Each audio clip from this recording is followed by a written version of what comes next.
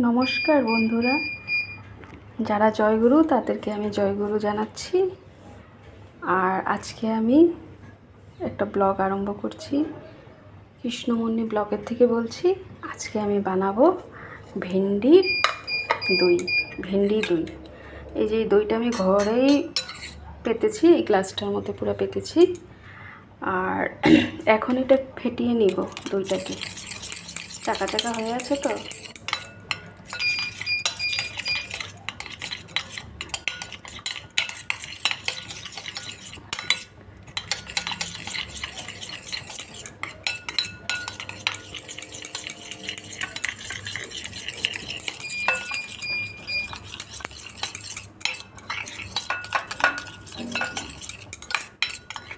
ফেটানো হয়ে গেছে।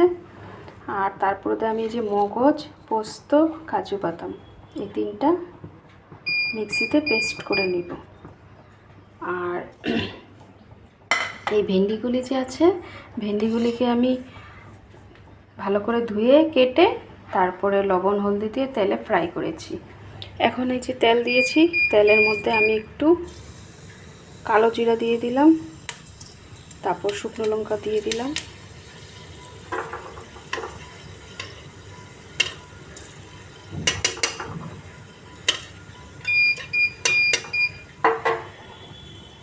সবসময় তো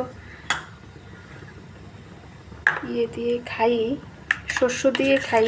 আজকে ভাবছি একটু অন্যরকম করে বানাই, টোটালি একদম নিরামিষ। এটা এই যে পোস্ত, মগজ আর কাজু বাদাম বাটা দিয়ে দিলাম,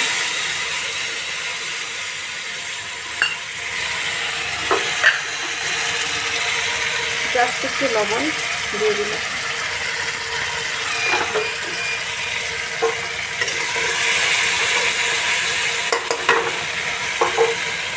এখন ফেটানো দইটাও দিয়ে দিলাম।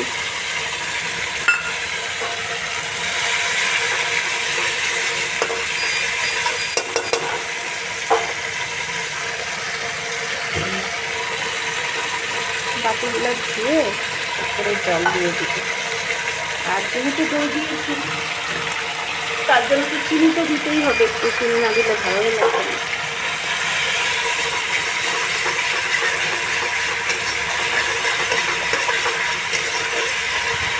আজকে দুপুরে মেনুতে আছে ডাল বানিয়েছি, ডালের বড়া, চিতা করলা ভাজা, আমের চাটনি বানাবো, কাটা হয়নি তাই। এখন দই ভেন্ডিটা বানাচ্ছি।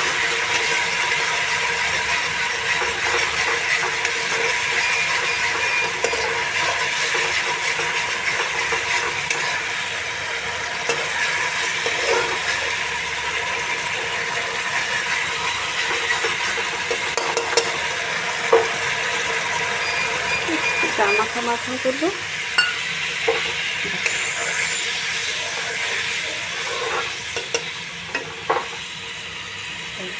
এটা ফুটে উঠলে ভেন্ডিটা দিয়ে দিবি।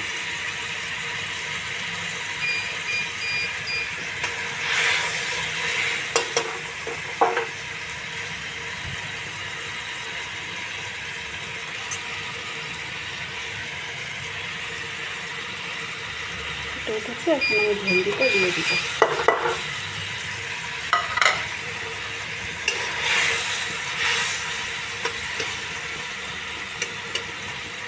সেটাতে আর হলদি দিইনি, যেহেতু হলদি দিয়ে আমি ভেন্ডিটা ফ্রাই করেছি।